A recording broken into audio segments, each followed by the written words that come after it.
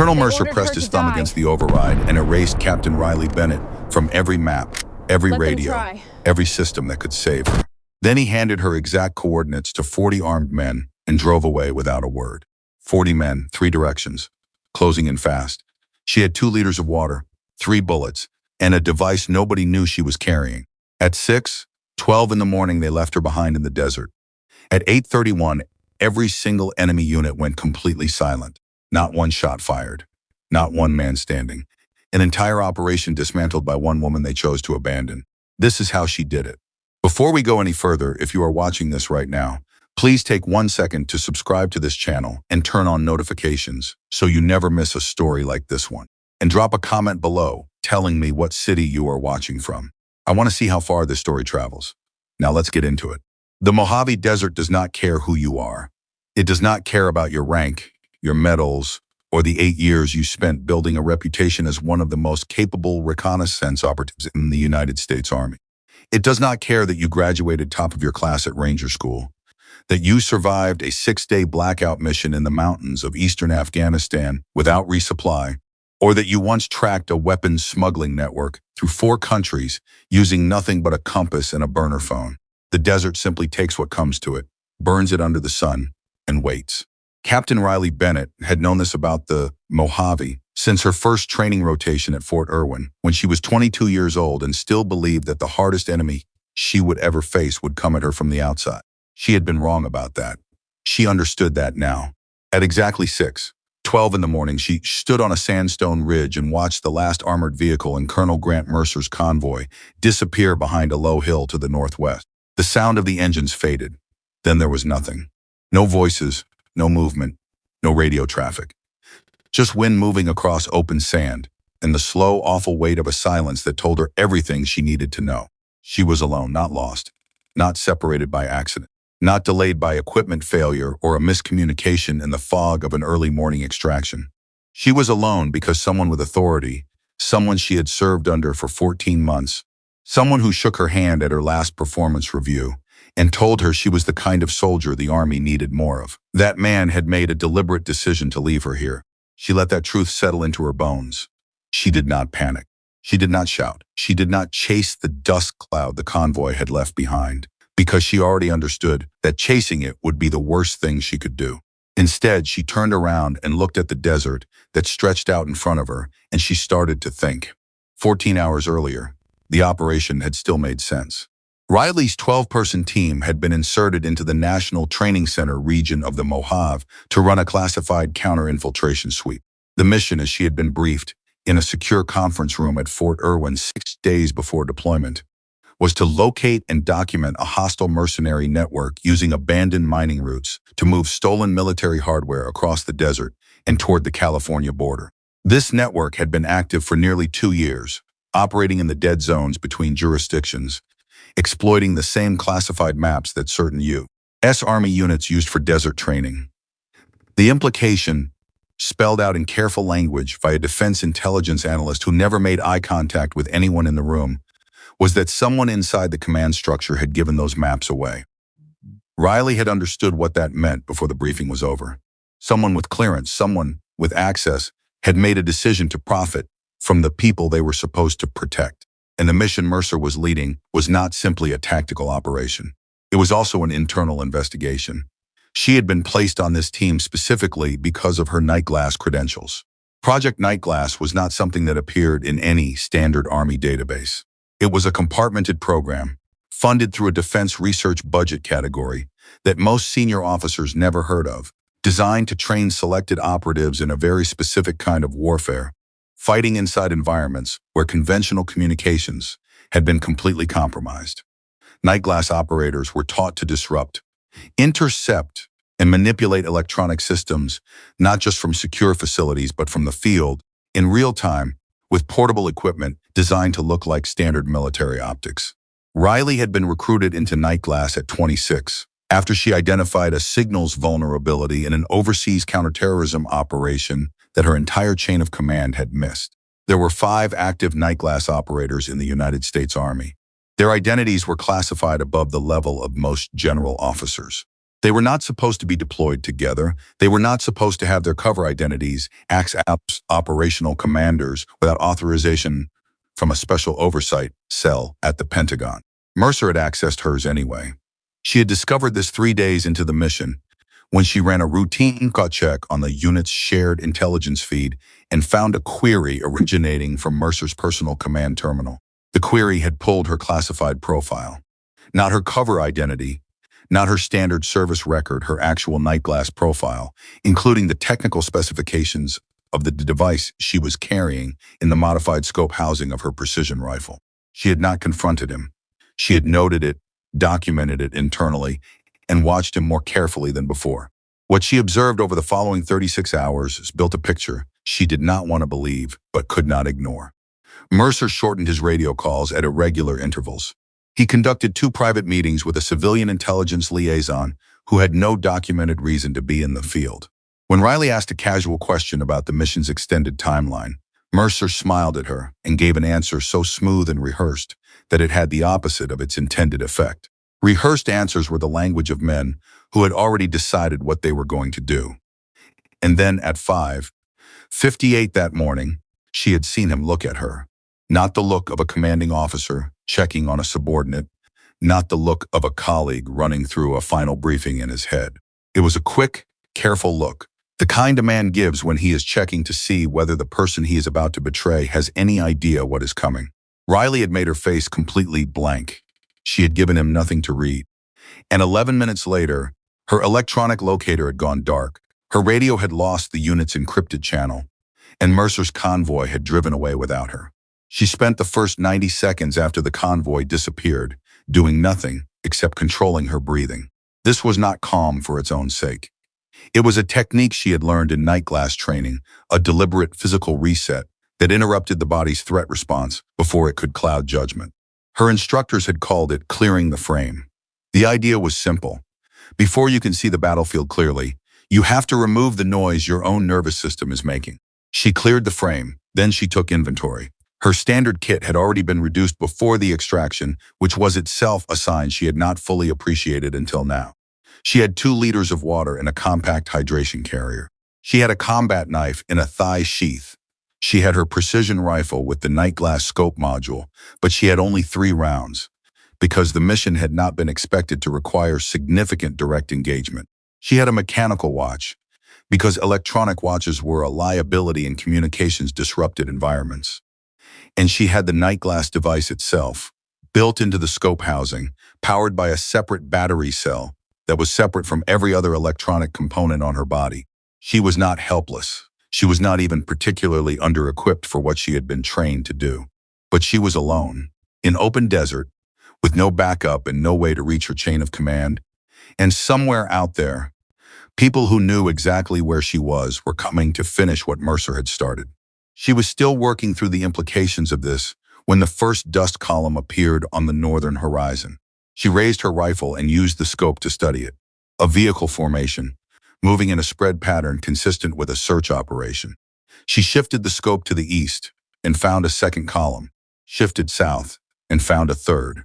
3 separate groups converging from 3 directions, and they were all moving toward the same point, toward her. She counted what she could see.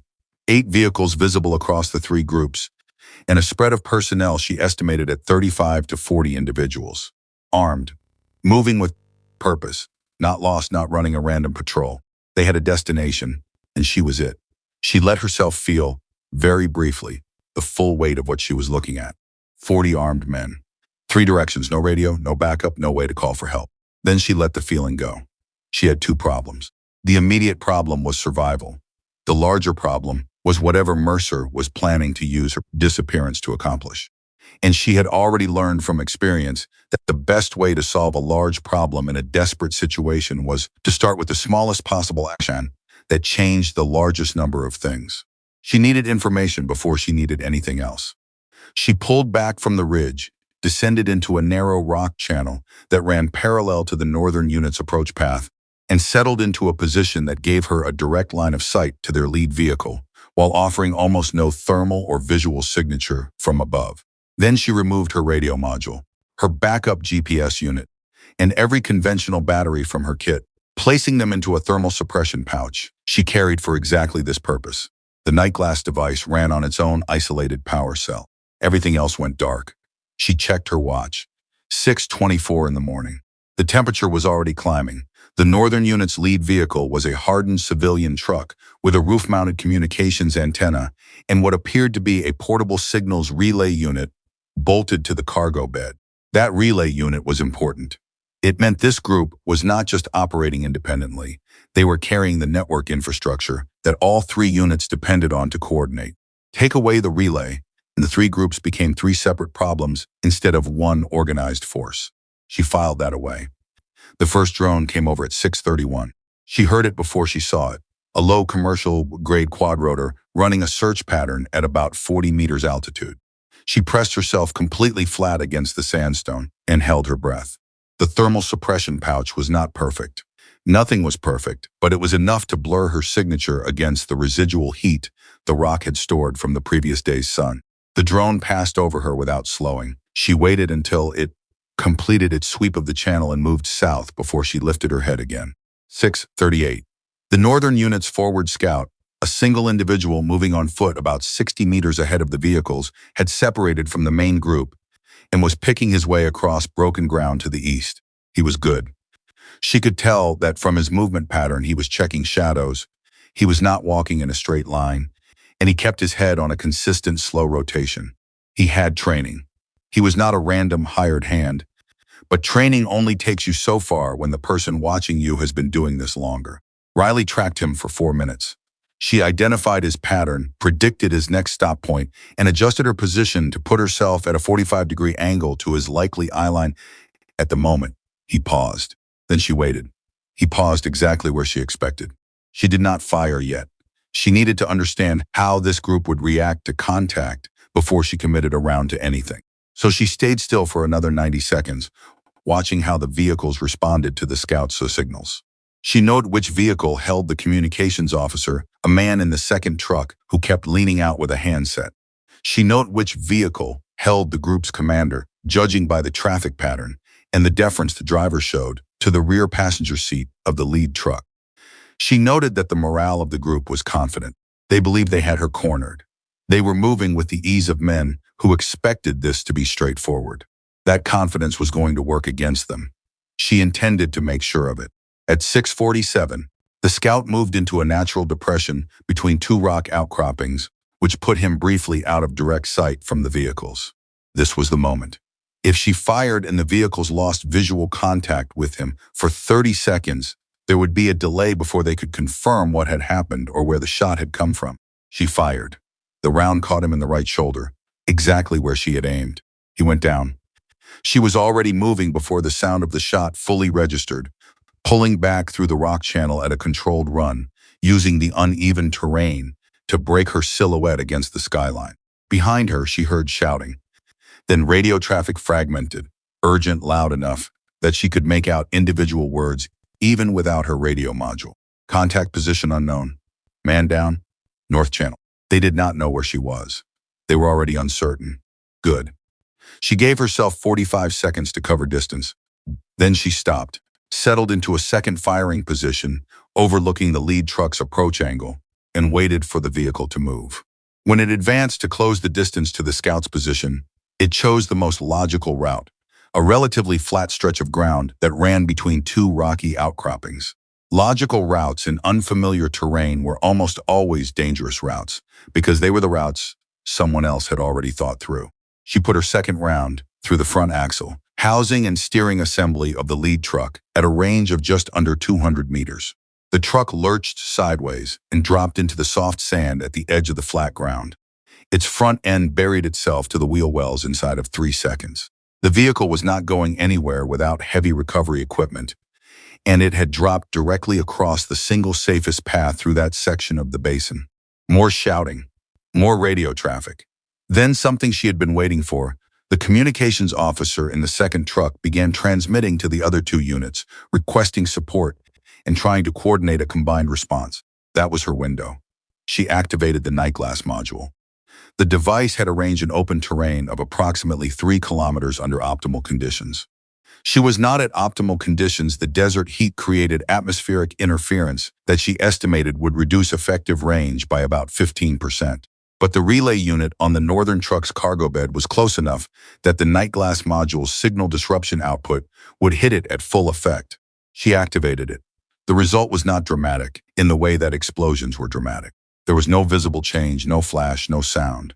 But 47 seconds after she activated the device, every radio in all 3 units began producing static in place of clear audio. Every drone feed froze and then went blank. Every digital navigation display reverted to a default error screen.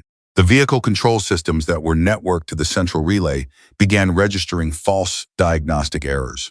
The 3 enemy units could see one another's dust clouds on the horizon. They could not talk to one another. They could not coordinate. They could not even confirm their own positions. And in that sudden, total silence in that moment when 40 armed, confident, well-equipped men suddenly found themselves alone inside a communications dead zone in open desert, something fundamental shifted. Confidence became uncertainty. Certainty became noise. And the desert, which did not care about any of them, simply waited. Riley stayed completely still for 6 full minutes. She did not move, did not transmit, did not do anything that would allow any of the 3 units to localize her by process of elimination. She let the silence do its work. She had learned in training that the most powerful psychological effect of communications disruption was not the disruption itself, it was the time that followed. The time in which people's imaginations filled the silence with threats that did not exist and possibilities they had not prepared for. 40 men trying to make decisions without information were not 40 men. They were 40 separate problems, each one generating friction that would slow every other one. At 7:00, the northern unit attempted to advance on foot toward her last known firing position. She could see the movement from her elevated observation point. 8 men, spread in a cautious line, moving slowly because they no longer had drone support and could not see into the terrain ahead. She did not engage them. Instead, she briefly activated a localized signal emitter built into the night glass device's secondary output, a function designed to mimic the electronic signature of a military radio handset at a range of about 400 meters. She activated it for 3 seconds, at a position 300 meters to the east of her actual location, then deactivated it. The northern unit's foot patrol immediately shifted direction, pivoting toward the false signal. She shifted position again, moving west along the rock channel, putting additional ground between herself and the patrol. From her new position, she could see all 3 units at once. The eastern group had stopped advancing entirely, which told her that their commander was waiting for clarity before committing to a direction. The southern group was still moving, but slowly, and their formation had tightened, a classic response to unexpected communications loss. The instinct to stay close together, even when doing so, made the group a larger target. They were not functioning as a coordinated force anymore. They were functioning as 3 separate groups of frightened men in an environment they no longer understood. And somewhere beyond the ridge to the northwest, Colonel Grant Mercer was watching a tactical display that no longer had any data on it, trying to understand why his carefully constructed plan had stopped producing results. Riley checked her water. 1.4 liters remaining. The temperature was approaching 93 degrees, and it was not yet 8 in the morning. She had 1 round left. She had a device that was running warmer than she liked. The night glass module generated significant heat under sustained operation, and she had been running it for just over 20 minutes. And she had just realized something about the relay unit on the northern truck's cargo bed that changed every calculation she had been making. The relay was not just a communications router, it was a data archive. She could see the indicator lights on the unit's external housing from her current position, and the sequence was one she recognized from her night glass training.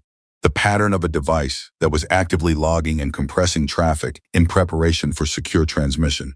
The unit had been recording everything, every communication, every order, every coordinate exchange, and at some scheduled point, it was going to package all of that data and send it to someone. If she could reach that relay before it transmitted, she would not just be surviving. She would be holding a record of everything that had been said and done in this desert since the mission began. And that changed what survival meant. Survival without evidence was just a story she could tell. Survival with evidence was something else entirely. She looked at the northern unit's position. 8 men on foot, moving east toward a false signal. Two vehicles still holding on the flat ground, the lead truck buried in sand. The communications officer, alone in the second truck, his attention focused on his dead handset. The relay unit was unguarded. She had 3 minutes, maybe 4, before the foot patrol realized they were chasing nothing and turned back. She put her water carrier back on her shoulder, checked her knife, and moved. The rock channel gave her cover for the first 110 meters.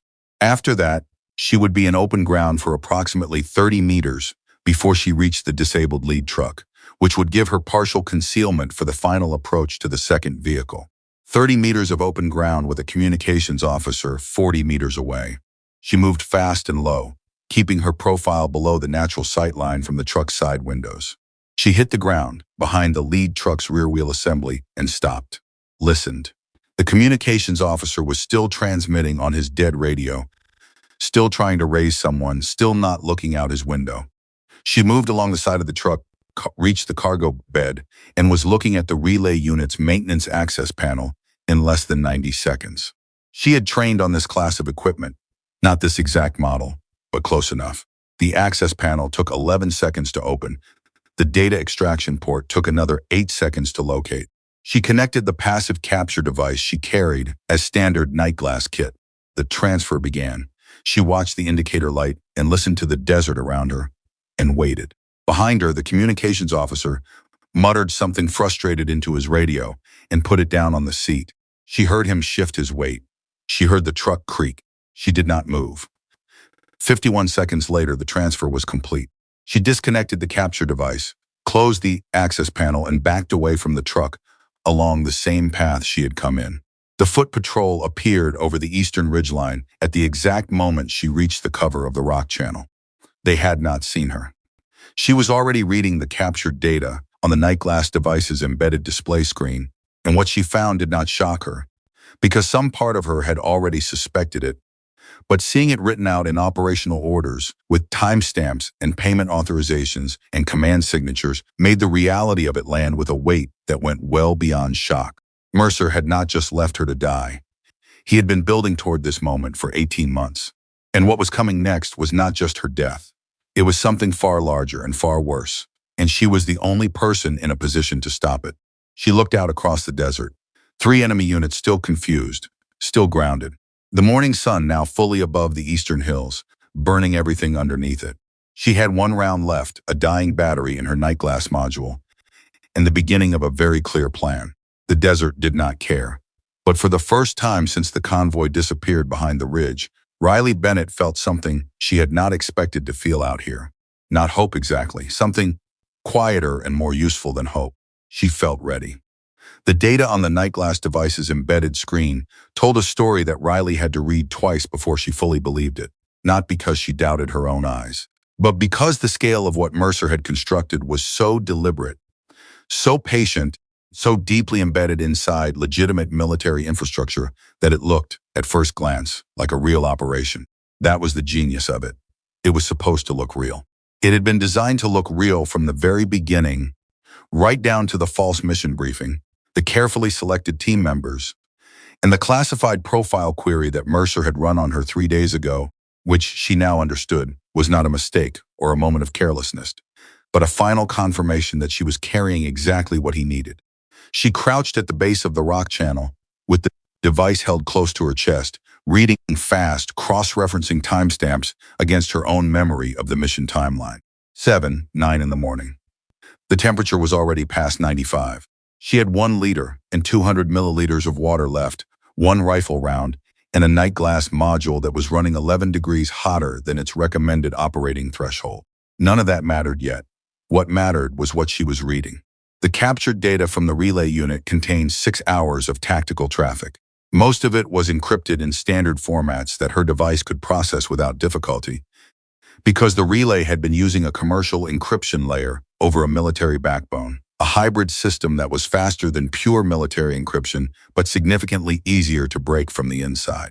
The men who built this network had prioritized speed over security, which told her something about how confident they had been that no one would ever be in a position to access it from this angle. She found the mission orders first. 3 separate units, each given a different cover story. The northern group had been told they were participating in a classified training exercise involving simulated hostile contact. The eastern group had been briefed that they were supporting a federal interdiction of a domestic terrorism cell. The southern group had been given the closest version of the truth, and even they had been told only half of it, that they were recovering stolen military technology from a rogue intelligence operative, and that the operative was armed and considered extremely dangerous. The rogue operative's name in the southern group's orders was Captain Riley Bennett. She sat with that for exactly 3 seconds. Then she kept reading. The mission orders came with a timeline. The 3 units were scheduled to converge and eliminate the target, meaning Riley, before 8:30 in the morning. Once that was confirmed, 3 separate attack teams, already pre-positioned at locations she had not known about, would simultaneously disable 3 military communications relay stations across the southwestern United States. The attacks were designed to look like sabotage from the inside, and the false access records already existed in the Army's classified network.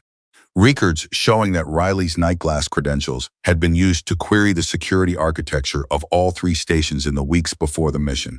If she died in this desert, the evidence trail led directly to her. She would be the story. The decorated officer who turned, the nightglass operative who sold what she knew to the highest bidder and then tried to disappear into the desert when the Army got too close. Mercer would have given the memorial speech himself, standing at a podium with that smooth, rehearsed look on his face, and every flag-folded narrative would have pointed at a dead woman who could not defend herself. "You underestimated one thing," Riley said to nobody very quietly. "I'm not dead yet." She closed the data screen and pulled back further into the rock channel, moving northeast along a path that put the sun behind her and the damaged northern unit directly in front of her field of view. She needed to think through the next 20 minutes with the same precision she had used on every step before this. Because the difference between what she was dealing with now and what she had been dealing with 20 minutes ago was the difference between surviving and actually stopping something. Surviving, she could manage alone. Stopping 3 coordinated attacks on military infrastructure, preventing the theft of classified hardware, and dismantling a conspiracy that reached from a Mojave Desert basin all the way into the command structure at Fort Irwin, that required her to be very careful about the order in which she did things. She had 2 primary assets: the nightglass device, which was degrading but still functional, and the captured data, which she had not yet transmitted anywhere, because she had not yet found a safe channel to transmit it through. She had one primary liability beyond the obvious physical ones. Mercer knew she was nightglass. That meant he knew she could disrupt communications, which meant the moment he stopped getting updates from the field, he would not assume his units were simply having technical difficulties. He would assume Riley had something to do with it. And once he made that assumption, he would accelerate his backup plan. She needed to understand what the backup plan was before she gave him a reason to use it. She went back to the data. 17. The foot patrol was still moving east away from her. She had 6 minutes before they completed their sweep and reversed course. The call log in the relay's memory was what she found next, and it was the piece she had not expected. The piece that turned a serious problem into something that felt, for a moment, genuinely overwhelming. Call log showed 47 encrypted communications between the relay unit and a device registered to a command network terminal at Fort Irwin. That terminal's identifier matched a unit she recognized: Mercer's personal command node, the system he used for classified mission management and reporting to his chain of command. But 23 of those 47 calls had also been routed through a secondary node, a relay point that she initially did not recognize. She ran the identifier through her device's reference database and got a match after 11 seconds. The secondary node was registered to the Defense Intelligence Liaison Office, not Mercer's civilian liaison in the field, the actual office. A federal intelligence coordination body that sat 2 levels above Mercer in the oversight hierarchy. Somebody with access to that office had been receiving copies of this operations communications from the very beginning. Riley pressed her back against the rock and closed her eyes for 3 seconds. If this went as high as it appeared to go, then transmitting her evidence through standard military channels was not simply unreliable. It was potentially catastrophic. A corrupted channel could intercept her transmission, flag her as an active threat, and trigger a response that would put legitimate forces in the field against her before the truth had any chance to surface. She needed to go around the standard channels. She needed a path that Mercer could not reach. 7:22. The foot patrol had stopped moving. She could see through a gap in the rocks that they had gathered around a fixed point on the eastern terrain, which meant they had found whatever they had been looking for. Or more likely, they had found nothing and were regrouping to decide what to do next. Either way, she had less time than she had estimated. She opened the night glass device's secondary communications menu, the functions that were never explained in standard training documents, the ones you only learned about in a basement room at a facility in Virginia, where the instructor told you before anything else that what happened in this room did not exist outside it. Night glass had one independent reporting function built specifically for situations where an operator's command structure had been compromised. It ran on a frequency that was not part of any standard military communications network. It transmitted through a civilian satellite uplink that the program had quietly licensed under 3 separate commercial identities. It was designed to reach exactly one recipient, a dedicated oversight terminal at the Department of Defense Inspector General's office, which operated under a congressional mandate that protected it from interference by any branch of the executive military command. The function had been built into every night glass device for 9 years. As far as Riley knew, no active operator had ever used it. She started composing the transmission. She kept it tight and specific. Her identity, her location, mission designation, the timestamp of her abandonment, the evidence she had captured, and a clear statement that she had reason to believe the compromise extended into the Defense Intelligence Liaison Office. She attached the full data package from the relay unit. The transmission would take 40 seconds to complete. During that 40 seconds, the night glass device would be broadcasting, which meant anything within range that was looking for an active signal would see something, even if it could not identify the source or the content. She checked the sky. No visible drones. She checked the foot patrol. Still grouped, still stationary. She checked the eastern and southern units through a gap in the rocks. The eastern group was still holding. The southern group had stopped moving. Entire vehicles clustered in a defensive formation that suggested their commander was waiting for instructions that were not coming. She hit transmit. The device ran warm in her hands. 10 seconds. 20. She kept her breathing controlled and her eyes moving across every quadrant she could observe. 30 seconds. 35. A drone appeared from the south at 38 seconds. She pressed herself flat and pulled the device against her chest, cutting the transmission at 39 of the required 40 seconds. She held absolutely still. The drone was lower than the previous one. This was not a search pattern. This was a targeted sweep. Someone had identified a possible signal and sent the drone to investigate the precise area. It passed directly overhead at approximately 25 meters altitude and continued north. She waited 90 seconds before she moved again. Then she checked the transmission log on her device. The indicator read, partial transmission, estimated 84% of data package delivered. 84%. She did not know if 84% was enough. She did not know if the oversight terminal received enough of the data to act on it. She did not know if anyone was even monitoring that terminal at 7:30 in the morning on a Tuesday in the Mojave Desert. What she knew was that she had done what she could from a distance, and now she had to work with what remained. 1 round, a degrading device. 1 liter of water. The desert heat climbing toward 100 degrees. And 37 armed men who were confused, frightened, and increasingly likely to do something unpredictable. She thought about something her night glass instructor had told her during a simulation exercise in the 3rd week of training. She had asked him what to do when every conventional option had been exhausted. He had looked at her for a long moment before answering. At that point, he had said, "You stop thinking about what you can't control, and you start thinking about what the other side thinks they know. Because the gap between what they think is true and what is actually true, that gap is your weapon. And it never runs out of ammunition." She thought about that gap now. The 3 units in this desert believed they were hunting a single, isolated soldier. They believed their commander had planned this operation carefully. They believed their communications failure was external interference rather than a targeted action by the person they were hunting. And they believed, most importantly, that they were acting on legitimate orders with a defensible mission objective.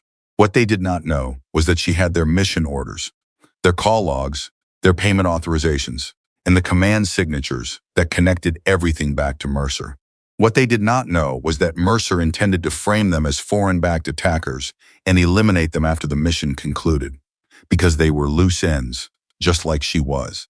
What they did not know was that the woman they had been sent to kill had just transmitted enough evidence to bring the entire operation apart at the seams, and was now sitting 70 meters from their main communications asset, deciding what to do next.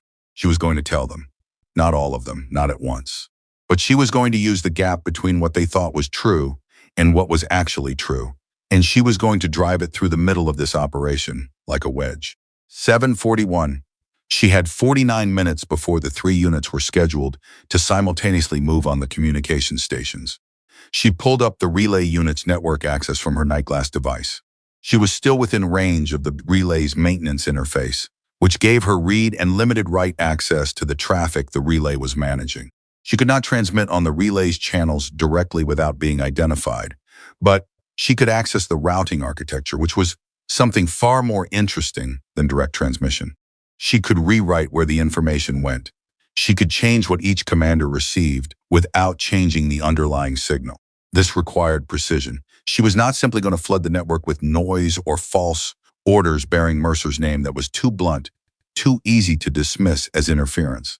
She needed each commander to receive something specific, something that matched what they already suspected was wrong, something that confirmed a fear they had been carrying since communications went down and gave them a reason to act. She spent 7 minutes crafting 3 messages. The Northern commander received an emergency alert indicating that the Eastern Unit's secure channel had been identified as compromised by a federal signals monitoring team, and that all traffic from the Eastern Unit should be treated as potentially contaminated until the alert was cleared. The alert used the correct format, the correct classification markers, and a plausible originating identifier. The Eastern commander received a hold order, transmitted in Mercer's command signature, an order she had been able to reconstruct accurately from the call logs in the captured data, telling him to maintain position and await secondary confirmation before advancing. Hold orders were common in complex operations, and a commander who had already lost communications would read a hold order as a safety measure rather than a manipulation. The Southern commander received something different. He received a partial copy of his own mission orders, specifically the section that described what would happen to his unit after the mission was complete. This section, which she had found buried in a secondary attachment in the captured data, described the Southern unit as a single-use operational element that would be extracted from the mission record following confirmation of the primary objective. She did not add any commentary. She sent it without explanation. She imagined the Southern commander reading that language in the back of a vehicle in open desert, with no communications and no way to reach Mercer for clarification. She imagined the moment he understood what extracted from the mission record actually meant. She gave it 90 seconds. Then she sent the messages. 8-3. She watched the response from her observation point. The Northern Unit's foot patrol, which had been moving back toward the vehicles, stopped again. She could see a figure standing near one of the trucks with a handset pressed to his ear, then pulling it away in frustration. She could hear raised voices, not words, but the rhythm of an argument, the specific cadence of men who had just been told something they did not agree with. Eastern Unit did not move. The hold order had landed exactly as she intended. The Southern Unit was where she watched most carefully. For 41 seconds after she transmitted, nothing happened. The vehicles stayed in their clustered formation. Nobody moved. Then the rear door of the lead vehicle opened, and a man stepped out and stood in the open, which was an extraordinarily unusual thing for a field commander to do in a potential contact situation. He stood with his arms at his sides and looked north, toward Mercer's last known command position, for a very long time. Then he turned and said something to the man behind him. She could not hear what he said, but the vehicles stayed where they were. 8-11. Mercer came through on a frequency she had not expected. She had not expected it because it was not a standard military frequency, and it was not the commercial encrypted channel the relay was using. It was an emergency protocol frequency that was supposed to be reserved for direct commander-to-operator communication in life-threatening situations. A private channel. A channel that required knowing her specific nightglass device's secondary identifier, which was classified information that only 2 categories of people could access: her own nightglass handlers, or someone who had accessed her classified profile. The voice that came through was Mercer's. He sounded calm in the way that people sound calm when they are very afraid and have decided that sounding calm is the only remaining tool they have. Captain Bennett, he said, I know you can hear me. I want you to understand that what happened this morning was a miscommunication, a serious one, and I take full responsibility for the confusion. I have a recovery team en route to your position right now. Give me your coordinates and we can end this. Riley listened to the entire message before she responded. She took her time. She wanted him to hear silence for a while before he heard her voice. Colonel, she said, I pulled your call log off the relay unit 42 minutes ago. I have your command note identifier, your payment authorization, and the timestamp of your order to disable my locator. I have the mission orders you distributed to all 3 units, including the section of the Southern Group's orders that describes them as a single-use operational element. A pause. Longer than she expected Riley. He had shifted to her first name, which told her the performance was over. You don't understand what's at stake here. This is bigger than one operation. There are people above me who I transmitted the data package to the Inspector General's oversight terminal 26 minutes ago, she said. I know the transmission was partial. I don't know what they received. But I know that the moment someone at that terminal looks at what I sent, this operation stops being a classified field problem and becomes a federal criminal investigation. Another pause. When he came back, the calm was gone. You have 1 round left, Captain. I know your equipment. I know your water supply. I know exactly what you're carrying. You cannot stop what's already in motion. I already stopped it, she said. Your units aren't moving. They haven't moved in over an hour. Your Eastern commander is holding position, waiting for an order that isn't coming from you. Your Northern commander thinks his Eastern counterpart has been compromised. And your Southern commander is sitting in his vehicle, reading the part of his mission briefing where you describe his unit as expendable. The silence on the other end of the line was different this time. It was not a pause between sentences. It was the silence of a man recalculating. You accessed the relay, he said. It was not a question. I also entered your network through the relay's routing architecture. I've been inside your command structure for the last 31 minutes, Colonel. Every order you've given in the last half hour has been filtered through me before it reached your commanders. This was not entirely accurate. She had sent 3 messages and observed the results. She had not maintained continuous access, and her night glass device was now running at a temperature that was going to force her to cycle it down within the next few minutes to prevent permanent damage. But Mercer did not know any of that. What he knew was that his operation had stopped producing results. His units were in conflict with one another, and the person he had left to die in the desert was describing his network architecture with complete accuracy. What do you want, he said. She almost laughed, not from humor, from the specific kind of exhaustion that comes when a situation you have been carrying alone for hours finally arrives at the moment you knew it was always building toward. I want you to think very carefully, she said, about the fact that I'm the only person in this desert right now who knows enough about your system to restore it safely. Your Inspector General problem is already in motion. Your units are already fragmented. And the 3 attack teams you have pre-positioned at the communication stations, yes, I found those 2 are about to receive stand-down orders from a command signature that will look to every system that logs it, exactly like yours. She heard him breathe. You can't do that, he said. You don't have enough battery to run that kind of sustained operation. You're right that I'm running low, she said, which means you have maybe 15 minutes to decide whether you want to spend the remaining time you have trying to push a broken operation forward, or whether you want to consider the possibility that the only version of the next hour that doesn't end with federal agents reading your correspondence in real time is the one where you tell your field leader to stand down. She cycled the night glass device to low power mode before he could respond. The channel went quiet. 8:19. She checked her watch. 11 minutes until the scheduled simultaneous attack window. She had told him she could send stand-down orders using his command signature. That was true. She had the signature. She had the routing access. What she had not told him was that she could only sustain active transmission for approximately 4 minutes before the night glass device would overheat to a level that triggered its automatic shutdown sequence, and an automatic shutdown in the middle of a command network transmission would look to every logging system like an abrupt disconnection, which could be interpreted as a failed operation rather than a completed stand-down. She needed the device to last 8 minutes to be certain. She had 4. She pulled the device from her vest and held it in both hands, looking at the temperature indicator. 41 degrees above threshold. She needed to bring that number down by at least 20 degrees before she could safely run the transmission without risking the shutdown. She thought about cooling options. She had no ice. She had no shade that would make a meaningful difference in the next 4 minutes. She had water, but introducing liquid to the device's cooling system was a modification she had never been trained to make in the field and could not reverse. She thought for 30 seconds. Then she took the device out of its housing entirely, removed the outer casing, and pressed the exposed heat sink surface against the sandstone beneath her.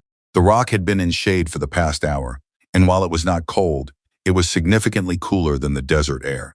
She held the device in place and waited. 30 seconds. A minute. The temperature dropped 4 degrees, then 6, then 9, 8, 24. She needed to start the transmission in the next 3 minutes. She reassembled the device and brought it back to active mode. The temperature indicator read 29 degrees above threshold. Not ideal, but survivable. She opened the command routing interface, pulled up Mercer's command signature, and began composing stand-down orders for the 3 attack teams at the communication stations. She kept the orders precise and operationally credible: a change in mission timeline, a security alert requiring all assets to hold position and await secondary authentication, a reference to an active federal interdiction in the mission corridor that made further movement unsafe. She cross-referenced the geographical locations of the 3 stations from the data she had captured and inserted the correct unit identifiers for each attack team. 8:27. She hit transmit and started counting. The device ran hot immediately. She held it steady and kept counting. 30 seconds, 60, 90. The temperature climbed to 33 degrees above threshold, then 36. She could feel the heat through her palms. 2 minutes. The first stand-down order was confirmed, received by a logging node in the western Arizona corridor. She moved to the second, 2 minutes, 40 seconds. 39 degrees above threshold. She compressed her breathing and focused on the transmission indicator. 3 minutes, 15 seconds. The device hit 42 degrees above threshold, and the automatic shutdown warning began flashing on the screen. She had 30 seconds before it cut itself off. The third stand-down order was 60% transmitted. She pressed the device harder, against her vest, against her own body, and kept transmitting because there was nothing else to do. 40 seconds. 45. The device completed the transmission at 47 seconds past the shutdown warning, and then shut itself down with a finality that felt, in the silence that followed, almost like a voice going quiet in the middle of an important sentence. Riley sat completely still for 15 seconds with the dead device in her hands. Then she looked at her watch. 8:31. The window had passed. She did not know if all 3 stand-down orders had been received. She did not know if the attack teams had acted on them. She did not know if her partial transmission to the Inspector General's terminal had reached anyone who understood what they were looking at. What she knew was that she had done everything the device could do, everything her training could do, and everything her mind could find in the gap between what the enemy thought was true and what was actually true. The desert was completely still. No engines, no rotor wash, no radio traffic, just wind and heat and the sound of her own breathing, which was slower than it had been an hour ago, which surprised her a little, and then did not surprise her at all, because she had finally reached the point past fear where the only thing left is whatever you are made of when everything else is gone. She picked up her rifle, checked her single remaining round, and started moving south along the rock channel toward the southern unit's position. She was not finished yet. The southern commander had stepped out of his vehicle and stood in the open desert and looked north for a very long time, and Riley had a feeling she understood why. She was going to go find out if she was right. She moved south along the rock channel with her rifle low and her eyes forward, and the only sound was her own footsteps on the dry ground and the wind that came and went without caring about anything it passed through. The night glass device was dead in her vest pocket, its battery cells completely exhausted, its screen dark. She was carrying it anyway because old habits from training do not dissolve in the heat, and because some part of her brain that ran on instinct rather than logic refused to leave anything behind that could be used against her later. 8:34 in the morning. She had been alone in this desert for 2 hours and 22 minutes. She thought about the southern commander, the man who had stepped out of his vehicle and stood in open ground and looked north. That was not tactical behavior. That was not the response of a man following a plan. That was the response of a man who had just read something that made following the plan feel like a different kind of danger than the one he had already been prepared for. Riley understood that moment. She had lived inside that moment 3 times in her career. The moment when the mission you were executing stopped feeling like a mission and started feeling like a trap. Most people, when they hit that moment, did one of 2 things. They pushed through it because the momentum of what they had already committed to was harder to stop than the discomfort of continuing. Or they froze, which was almost the same thing, just slower. The Southern commander had done neither. He had stepped outside and looked at the horizon. That was the behavior of a man who was still thinking. And a man who was still thinking was a man she could talk to. She had 700 meters of broken ground between her current position and the Southern unit's vehicles. She covered the first 300 moving fast and low, using every fold in the terrain she could find, because even without functioning drones, the unit still had eyes, and a group of armed contractors sitting in stationary vehicles in open desert with no communications and no clear objective were exactly the kind of people who spent their downtime watching the ground around them very carefully. At the 400-meter mark, she stopped and waited behind a low rock shelf, listening. She could hear engines, idling, not moving. 2 vehicles, possibly 3, close together. She could hear voices, but not words. The tone was tight, clipped. The sound of men arguing about something they did not agree on. Good. Disagreement slowed everything down. She moved another 150 meters, bringing herself to a position where she could see the lead vehicle's rear quarter panel without exposing more than her eyes and the top of her rifle scope above the rock line. 3 vehicles total, arranged in a loose triangle with their noses pointed outward, a defensive posture, not an offensive one. 9 men visible outside the vehicles. 3 more, she estimated, were still inside. The Southern commander was the man standing apart from the others. He was not part of the argument happening near the second vehicle. He was standing with his back to the group, his arms crossed, his face pointed at the ground. He was a large man, broad through the shoulders, and he had the specific kind of stillness that came from calm, but from someone who had made a decision and was waiting for the right moment to announce it. Riley made her own decision. She stood up, not fully, not recklessly. She brought herself to a height where she was visible against the skyline from the vehicle position, where any one of the 9 men outside could see her if they were looking in her direction, but where she was not presenting a clean target profile. She kept her rifle at low ready, barrel pointed at the ground, both hands visible on the weapon. She did not move toward them. She just stood and waited and let herself be seen. It took 4 seconds. One of the men near the second vehicle saw her first. He brought his weapon up and started shouting, and immediately every other person outside the vehicles went into a reactive crouch, weapons coming up, heads turning to locate the threat. "Don't," the Southern commander said, and his voice cut through the noise with the kind of authority that did not need volume to work. He had turned around. He was looking directly at her. Everyone hold. The weapon stayed up, but nobody fired. Riley did not move. She kept her hands on her rifle, and her rifle pointed at the ground and her eyes on the commander's face. "You're her, not a question. Captain Riley Bennett, U.S. Army," she said. Her voice was steady. She had made sure of that before she stood up. "You read your mission orders this morning." The full version. He did not answer that directly. Instead, he said, "What did you send to my vehicle?" "The partial document. The section of your mission briefing that describes your unit as a single-use operational element," she said. That phrase has a specific meaning in classified operational language. It means you and your men were never intended to leave this desert alive.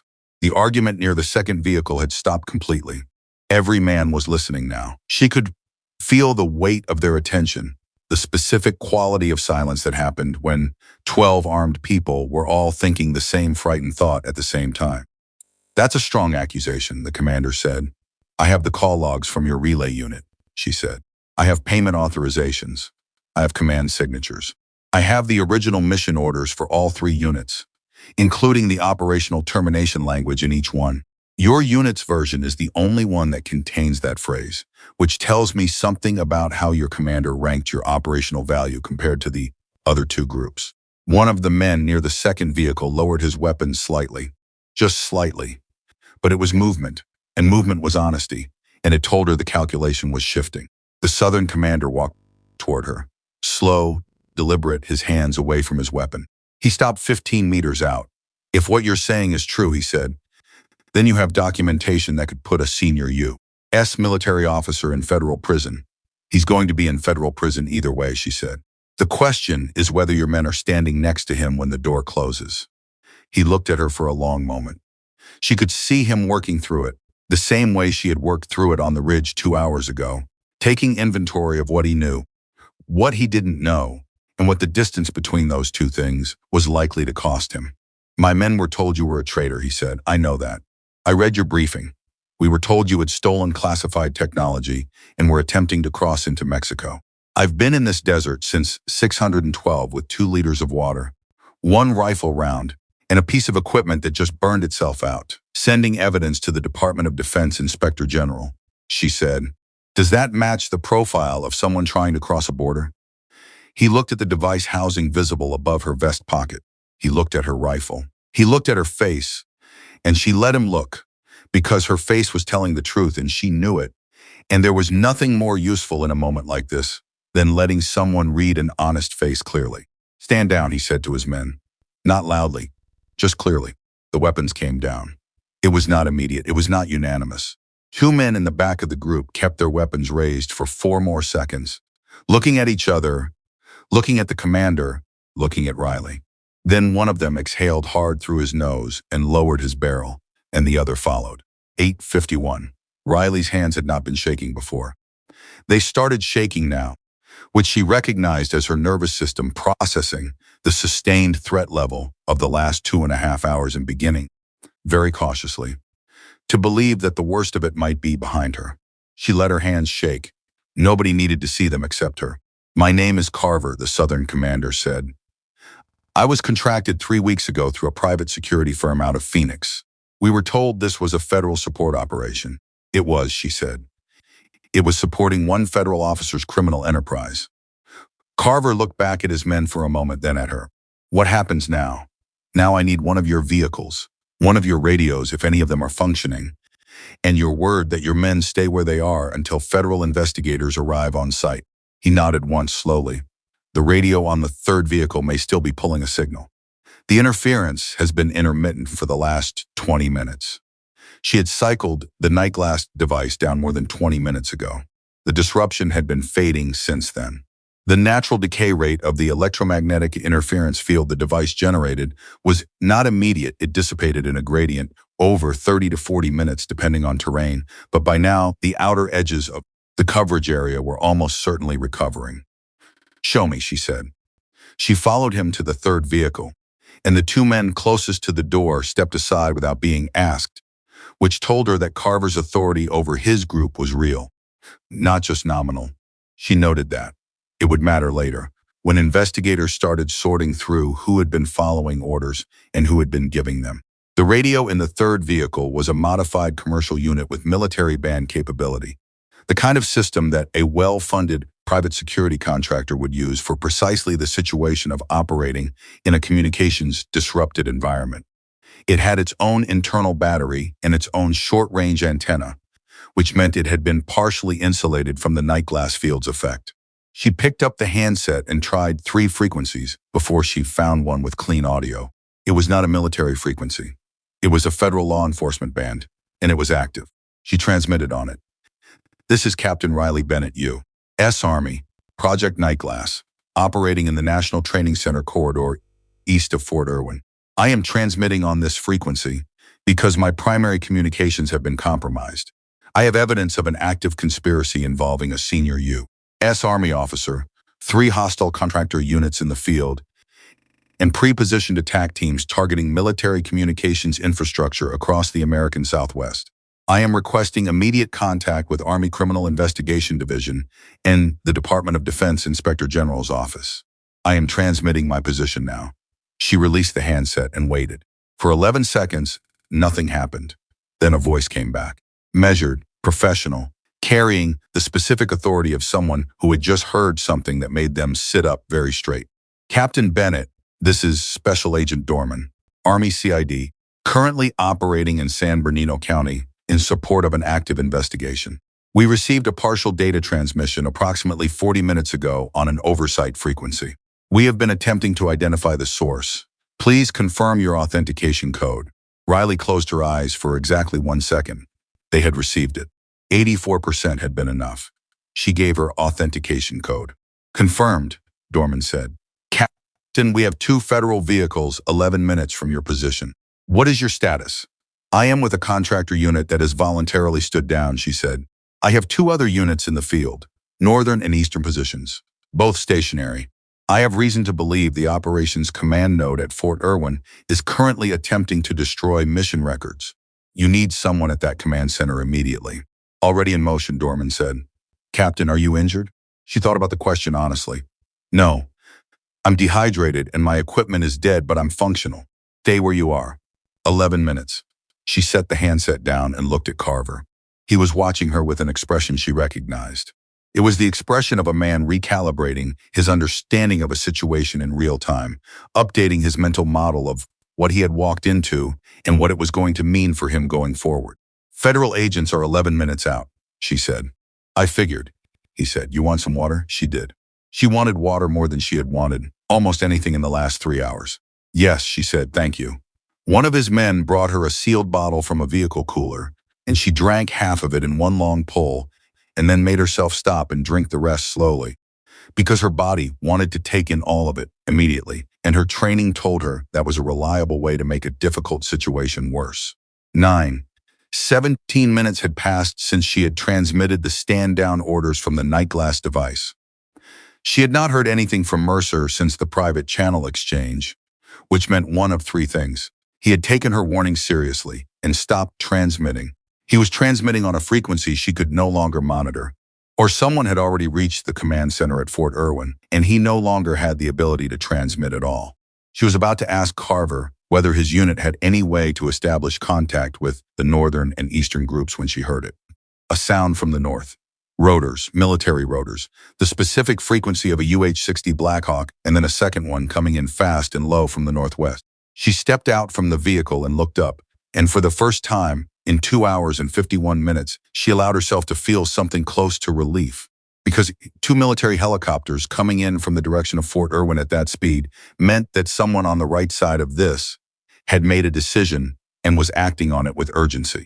Carver came to stand beside her and looked up at the same thing. Those aren't coming for me, he said. No, she said. They're not.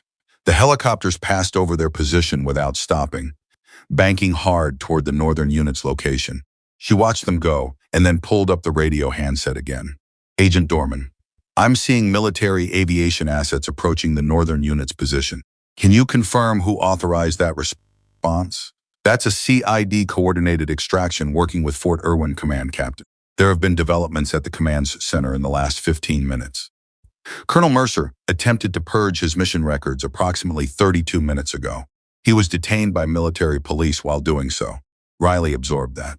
She had given Mercer a window, and he had used it to destroy evidence rather than negotiate. Some people, when the wall came down in front of them, looked for a door. Mercer had run straight into the wall. The attack teams at the communication station, she said. The 3 pre-positioned groups. 2 of the 3 stand-down orders you transmitted were received and acted on, Dorman said. The 3rd team did not respond to the stand-down and attempted to proceed with their objective. They were intercepted by local law enforcement assets that had been placed on elevated alert following our receipt of your partial data transmission. No one was injured. The team is in custody. 2 out of 3. The 3rd had been the one where the transmission had cut off before completion, the 60% order that had gone out while her device was screaming at her to stop. 60% had not been enough for that team, but it had been enough to tell the right people to be watching. What about the hardware, she said. The stolen technology the network was moving. Recovered at a staging point in San Bernardino County approximately 20 minutes ago. Captain, we have a lot of questions for you. When our vehicles reach your position, I would ask that you come with us directly to a secure debrief location. I understand, she said. I need one thing before we do that. What's that? The contractors in the field. All 3 units. The majority of them were deceived about the nature of this operation. Some of them believed they were participating in legitimate federal support activities. I want that on record before anyone starts processing them as hostile actors. A pause on Dorman's end. Noted, Captain. That determination will be made through individual review. That's all I'm asking, she said. She put the handset down and looked at Carver, who had heard the entire exchange and was standing with his arms at his sides and his jaw set in the particular way of a man who had just learned that the distinction between good judgment and bad luck was sometimes as thin as a mission briefing. Individual review, she told him. Your cooperation from this point forward is going to matter. I understand that, he said. Good. 9:17. The two federal vehicles arrived from the east in a convoy that also included a military police vehicle from Fort Irwin, moving fast across the desert terrain and stopping 70 meters from the contractor unit's position in a spread that gave the agents clear sightlines to the full group. Special Agent Dorman was the first one out, a compact woman in her mid-40s, with the kind of face that had learned to show exactly as much as it intended to and nothing else. She walked toward Riley, with her credentials already visible. Captain Bennett, she said. Agent Dorman, Riley said. They shook hands briefly, the specific efficiency of two people who had a great deal of work ahead of them and understood that formalities were a courtesy, not a requirement. I need to show you something, Dorman said. She pulled a tablet from her vest and angled the screen toward Riley. It was a document, a mission record, time-stamped 26 minutes ago, bearing Mercer's command signature. This came through your oversight transmission. The 84% you sent. Riley read it. It was the operational termination protocol. The document that detailed how, after the mission concluded, each unit involved would be resolved. The contractors, the field leader, and at the bottom, in language that was clinical and careful and utterly damning, a line that described the approach for managing the primary intelligence exposure. The primary intelligence exposure was Riley. The protocol described the exact manner in which her death in the desert would be staged to support the narrative of a rogue operator, including the specific language that would appear in the official investigative report, the classified channels through which her nightglass identity would be used to create false evidence trails at the 3 communications stations, and the timeline for a controlled leak to select defense journalists that would cement the narrative before any internal investigation could challenge it. Mercer had written it all down in a signed, time-stamped command document. He documented his own plan, Riley said. He documented it because he expected to control the record, Dorman said. He had no reason to believe any of this would reach outside his operational network. Riley handed the tablet back. He had one reason. You, me. Dorman looked at her for a moment with the kind of directness that came from a career spent assessing people under pressure. The data you pulled from the relay unit. The stand-down orders you transmitted using his command signature. The oversight channel transmission. The contractor unit you convinced to stand down on your own, with 1 rifle round and no communications device. She paused. Walk me through how you did that. 1 problem at a time, Riley said, in the right order. That simple? Nothing about it was simple, Riley said, but that was the method. Dorman almost smiled. We're going to need a very detailed debrief. I know, Riley said. But first, I need you to get those contractors secure processing and medical access. Some of them have been in this desert for 4 hours, with no communications and a commander who was planning to kill them. That's a significant psychological impact, regardless of what they knew or didn't know coming in. Dorman gave the instruction to one of her agents without being asked a second time. Riley watched it happen and felt something shift in her chest, some tension she had been carrying since 6:12 that morning, beginning, very slowly, to release its grip. 9:29. The northern unit had been secured by the 2 Black Hawks and a ground team from Fort Irwin. She got the confirmation through Dorman's radio. 0 injuries during the securing process. 14 personnel in custody, including the unit commander and the communications officer, whose relay unit had been Riley's first and most important foothold in the entire operation. The forward scout she had put down in the first hour was being treated for a shoulder wound and was in stable condition. The eastern unit had responded to the hold order and remained stationary throughout the entire operation, never advancing, never retreating, simply waiting in the desert for instructions that never came. When a federal vehicle approached their position and a CID agent stepped out with a loudspeaker, their commander ordered the unit to stand down within 45 seconds. The eastern group had, functionally, been neutrals not by force but by a hold order, and the absence of anyone telling them otherwise. The southern unit, Carver's unit, was being processed where they stood, each man speaking individually with agents, their accounts recorded and cross-referenced against the briefing documents Riley had captured. Mercer was in military police custody at Fort Irwin, in a holding room, watching his career, his carefully constructed cover, and 18 months of criminal planning come apart in real time because the woman he had left to die in the desert had been carrying exactly the equipment he wanted and exactly the training he had failed to fully account for. 9:41. Riley sat in the back of a federal vehicle with a second bottle of water, her rifle across her knees, the dead night glass device in her hand. An agent was running a preliminary medical check on her blood pressure, hydration level, temperature, and writing numbers on a form that she was not paying much attention to. She was thinking about the third stand-down order, the 60% transmission, the attack team that had received an incomplete order and decided to proceed anyway, and had been stopped by law enforcement that was watching because 84% of her data had gotten through. 4%, that was the margin. 4% of a data transmission sent on a classified oversight frequency from a device held against sandstone to cool it down had been the difference between 3 communication stations going dark and 3 communication stations staying operational.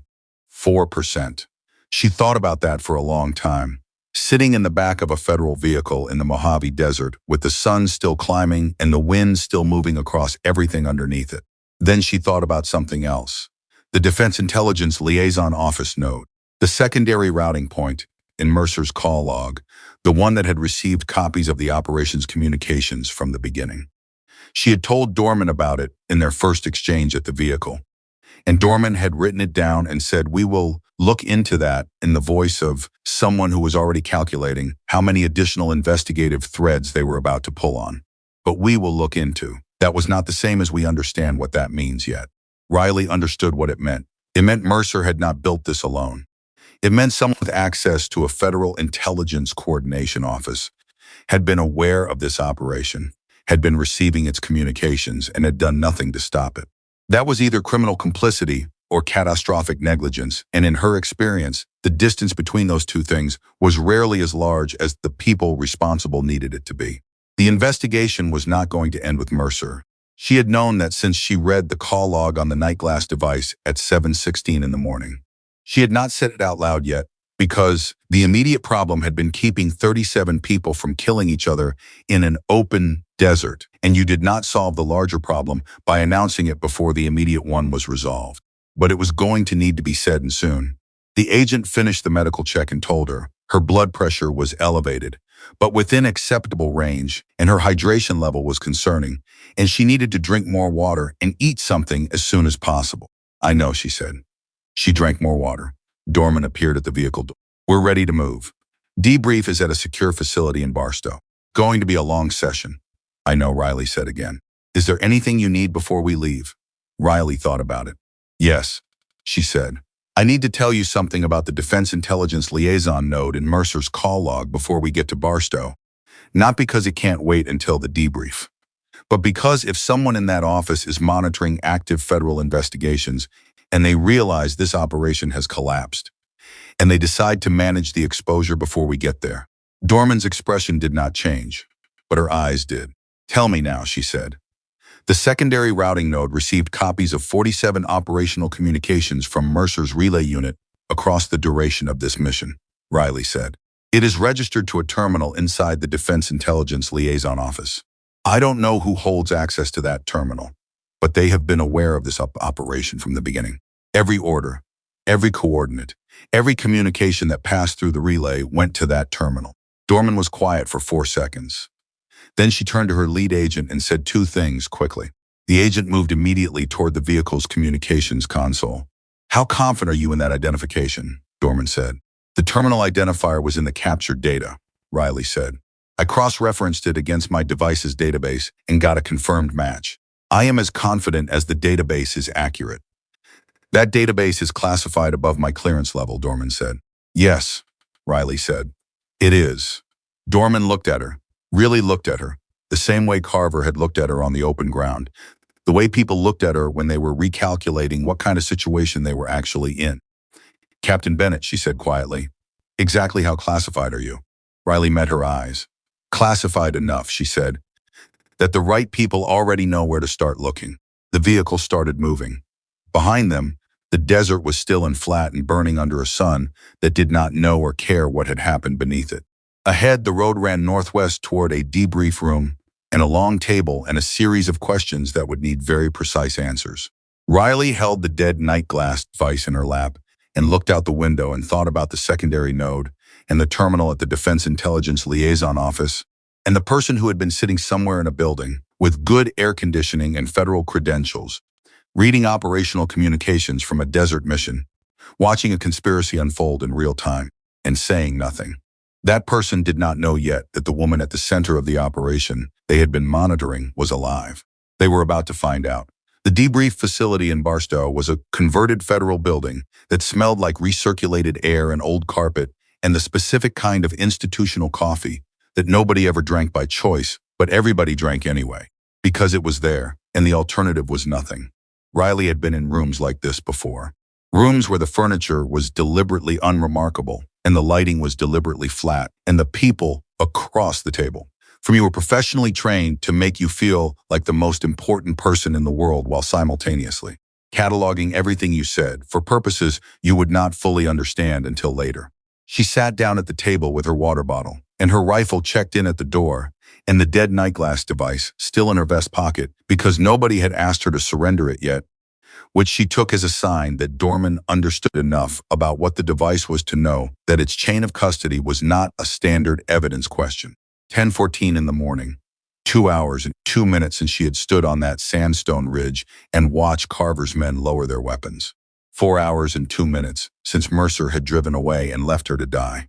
Dorman sat across from her with a legal pad and a recording device, and 2 other agents whose names Riley caught once and then lost because she was running on dehydration and controlled adrenaline and the specific cognitive mode that night glass training called terminal focus, which was the mental state you reached when you had been problem-solving at maximum intensity for so long that your brain stopped processing anything that was not directly relevant to the task at hand.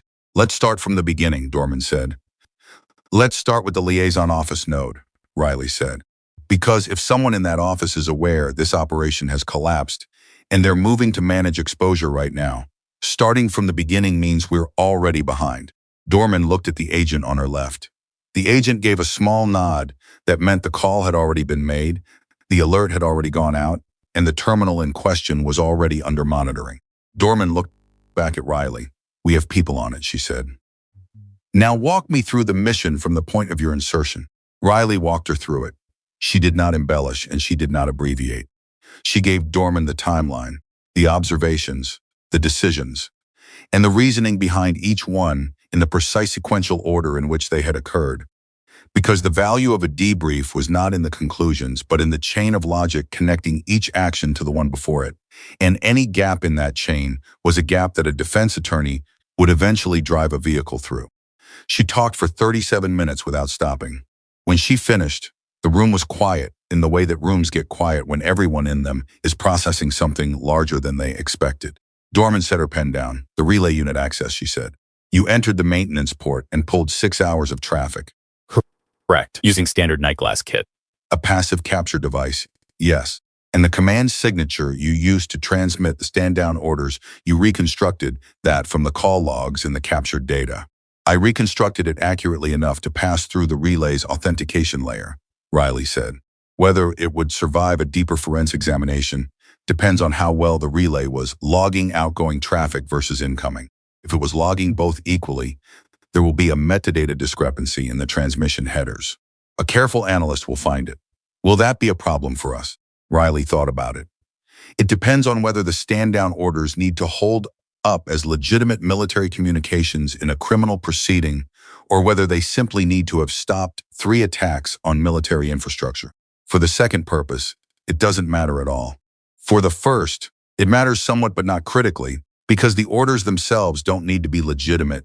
They just need to be evidence of what Riley Bennett was able to do with the access she had, which supports rather than undermines the picture of what Mercer was operating. Dorman wrote something on her legal pad. Then she looked up and said something Riley had not expected. Your night glass profile was accessed by Mercer's command terminal 16 days before this mission was assigned to you. Not 3 days into the mission as you believed. Riley went still. 16 days. She had identified the query 3 days into the mission because 3 days in was when she had run the background check on the unit's shared intelligence feed. But the query itself had been made 16 days before that. 16 days before the mission briefing. 16 days before she was assigned to the team. Mercer had not selected her because she was convenient. He had identified her, researched her capabilities, and then built the mission specifically around her presence. Team, the cover story, the timeline, the mercenary network, the false intelligence that had generated the mission authorization, all of it had been constructed after he had her profile in hand. She was not a variable in his plan. She was the foundation of it. He needed me there from the start, she said. He needed the night glass device, Dorman said. More specifically, he needed the device's authentication credentials. According to our forensic examination of his command terminal, he made 11 attempts over 6 weeks to access the night glass program's operational database. All 11 were blocked. He could not get in through the front door. So he built a scenario that would put a night glass operator in the field under his command, in a position where her death would give him forensic access to her equipment. Riley absorbed that, the cold architecture of it, the patience.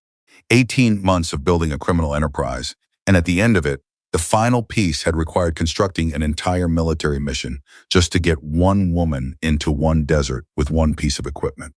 He was going to use my device to access the night glass database, she said. We believe so, Dorman said. With an operator's authenticated device and a narrative establishing that operator as a traitor, he would have had plausible access to query the database under your credentials. We don't fully know what he was looking for inside it. That's a separate investigation. The other 4 operators, Riley said immediately. Dorman's expression confirmed it before she spoke. That's a working theory, yes. We're in contact with Night Glass Program Management. The other 4 operatives are being notified and moved to secure locations as a precaution. 10:51. The door opened and a 3rd agent came in and handed Dorman a folded note. Dorman read it, folded it again, and set it on the table without immediate comment. She finished the question she had been about to ask and waited for Riley's answer. And then she unfolded the note and slid it across the table. Riley read it. The Defense Intelligence Liaison Office terminal had been accessed 12 minutes ago at 10:39 by a user with valid federal credentials. The access had lasted 4 minutes and 40 seconds. During that access, 3 files had been deleted and 1 encrypted transmission had been sent to an external address that was currently being traced. The terminal's user had logged out at 10:43 and had not been seen in the building since. They ran, Riley said. They ran, Dorman confirmed. When did your monitoring go live on that terminal? 10:36, Dorman said. 3 minutes before the access. 3 minutes. If the alert had gone out 3 minutes later, the monitoring would not have captured the access event at all. 3 minutes, on top of the 4% transmission margin, on top of the 39-second window she had held the night glass device against the shutdown warning to complete the 3rd stand-down order. Everything in this operation from the moment Mercer drove away had been decided by margins small enough to fit in the spaces between seconds. What was in the 3 deleted files? She asked. We're working on recovery, Dorman said. The transmission is our priority. If we can identify the external address, we can identify the recipient, which tells you how far up this goes, Riley said. Yes. She sat back in her chair. The flat debrief room lighting pressed down on everything with the same indifferent weight as the desert sun, and she thought about what it meant that someone with a federal credential and an office in a federal building had been monitoring a criminal conspiracy for the duration of its operation, receiving its communications, watching it build toward the murder of a U.S. Army officer, and had said nothing, had done nothing, had waited, presumably, for the operation to complete, and had then run the moment they understood it had failed. That was not negligence. That was partnership. I need to ask you something, Riley said. Go ahead, Dorman said. How many people in your chain of command know about the liaison office connection right now? Dorman paused. It was a short pause, but it was real. My direct supervisor and 2 members of my unit. And above your supervisor, the notification has not gone above that level yet. We wanted to confirm the identification before escalating. Riley chose her next words with the care of someone placing weight on untested ice. I would recommend keeping the escalation circle as small as possible until you have the recipient identification from the transmission trace. The liaison office exists to coordinate between military intelligence and federal law enforcement. If the person who ran has a contact in that coordination space, and that contact receives notification of an active investigation. Before you have the recipient ID, the transmission trail goes cold. Dorman looked at her for a moment. You're telling me not to trust my own chain of command. I'm telling you to protect your evidence before you widen your circle, Riley said. There's a difference. Is there? Mercer was decorated, persuasive, and politically connected. Riley said no. His own chain of command missed 18 months of warning signs. I'm not suggesting your people are compromised. I'm suggesting that information travels faster than most people realize in a coordinated network. And you have a window right now that will close the moment the wrong person learns it's open. Dorman was quiet for a long moment. Then she picked up her phone, made a call, spoke 4 sentences, and hung up. She looked at Riley. The escalation is on hold pending the transmission trace, she said. Thank you, Riley said. 11:09. Dorman's lead agent came through the door with the expression of someone carrying news that was going to change the next several hours significantly. He handed Dorman a tablet, said 2 words that Riley could not fully hear, and stepped back. Dorman looked at the tablet screen. Her jaw tightened slightly. Then she turned it toward Riley. The encrypted transmission from the liaison office terminal had been traced to a routing address that resolved to a private communications server in McLean, Virginia. McLean was where a significant portion of the intelligence community's private contracting apparatus lived and breathed and conducted business in office parks that looked like accounting firms from the outside. The server itself was registered to a shell company that had been incorporated in Delaware 18 months ago. 18 months ago. The same month Mercer had begun building his criminal enterprise. It wasn't Mercer's contact, Riley said quietly. Mercer was their contact. Dorman set the tablet down. Walk me through what you mean. Mercer told me on the private channel that there were people above him, that this was bigger than one operation. I thought he was trying to create bargaining leverage, make himself sound more valuable than he was. But the liaison office node, the server in McLean, the timeline, he wasn't the architect of this. He was the implementation layer. She paused, letting the shape of it settle in her own mind before she spoke it aloud. Someone in McLean identified the Night Glass program as a target, built a financial infrastructure to receive the stolen technology and sell it, and contracted Mercer to execute the access. He was not the top, the mechanism. The room was quiet, not the processing quiet from before. This was the quiet of people who had walked into a room expecting to find one problem and had found a different, significantly larger one looking back at them. He told you people above him, Dorman said. He said it like he expected me to be impressed by it. Like it was supposed to make me feel like the situation was more hopeless than I had realized. Instead, it told me that he was frightened of them too. 11:23. Dorman stepped outside the room for 14 minutes.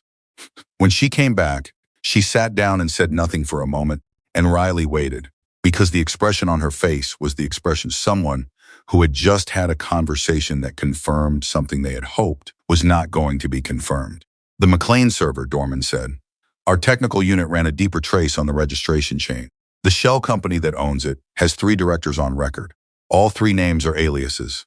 But the registration agent, the law firm that filed the incorporation papers, is real. They've handled incorporations for 9 other entities in the last 4 years. 2 of those entities appear in sealed federal investigative records as subjects of inquiries that were closed without prosecution. Closed how? Riley said. Closed because key evidence became unavailable, Dorman said. In one case, a witness recanted. In the other, a digital evidence archive was corrupted during a system transfer. Riley looked at her. Evidence that was being managed through the liaison office coordination channel. We don't know that yet, but you're thinking it. Dorman did not answer immediately. Then she said, I'm thinking that if what you're describing is accurate, this is not a criminal investigation that is going to resolve in the next several weeks. This is going to take time, significant institutional support, and a very carefully constructed evidentiary architecture that accounts for the possibility that some of the channels we would normally use to build that architecture have been compromised. I know, Riley said. That's why I'm telling you about it now. In this room, with 3 people present, and not through any written report or classified communication system that travels lapped through standard military or intelligence routing. Dorman looked at her steadily. You thought through all of this before you came in here. I had 11 minutes in a federal vehicle with nothing but a dead device and a water bottle, Riley said. and I had been thinking about the liaison office since 7:16 this morning. 11:41. There was a knock at the door, and Dorman's agent opened it and spoke briefly with someone on the other side before turning back into the room. Mercer is asking to speak, the agent said. He's saying he has information about the McLean connection, and he wants to negotiate terms before his JG representation arrives. The room shifted. Riley felt it, the specific quality of a situation turning on a new axis. The moment when a door opens in a wall you were not sure had a door. Dorman looked at Riley. You understand, I can't have you in the room for that conversation. I know, Riley said, but I want you to ask him one specific question. What question? Ask him when he was first contacted, Riley said. Not who contacted him. Not what they offered. Just when. Because if the answer is 18 months ago, then his contact already knew about the night glass program before Mercer accessed my profile, which means they had an internal source inside the program itself. And that changes everything about how you approach the next phase of this. Dorman held her eyes for a moment. Then she stood up and walked out, and the door closed behind her. And Riley sat alone in the debrief room with the flat lighting and the bad coffee smell and the weight of everything she had put into motion since 6:12 that morning pressing down on her from every direction. She poured herself another cup of the coffee she had not intended to drink.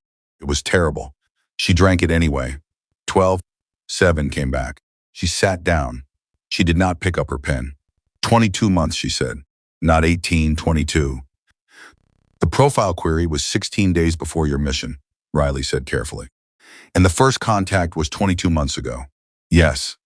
Which means there were 6 months of infrastructure building before Mercer ever looked up my name. Yes. And in those 6 months, his contact was identifying targets, building the financial network, and locating a mechanism to access the night glass program. Before they found Mercer, they were looking at other options. He told us, Dorman said quietly, that he was the third person they approached. The first declined. The second accepted and then died in a training accident 14 months ago, which the official record attributes to equipment failure. The training accident. Riley filed it without reacting visibly. Because the room had a recording device, and her expression was part of the record, and she had learned a long time ago that the moments that actually hit you, the ones that landed with the weight of a real human cost rather than an abstract strategic concern, were the ones you processed privately and completely before you let them affect your decisions. What was the second person's name, she said. Major David Wren, Dorman said. Fort Bragg. Special Operations Intelligence. Riley did not know that name. She searched her memory carefully and found nothing.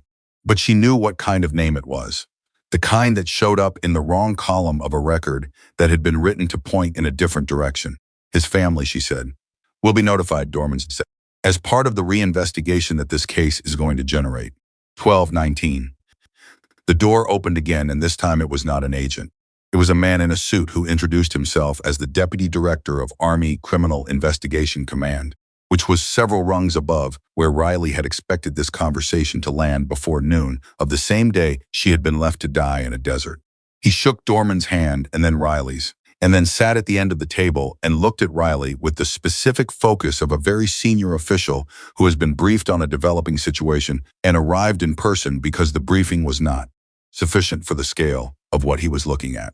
Captain Bennett, he said, I've read the summary of your debrief and the technical report on your night glass transmissions.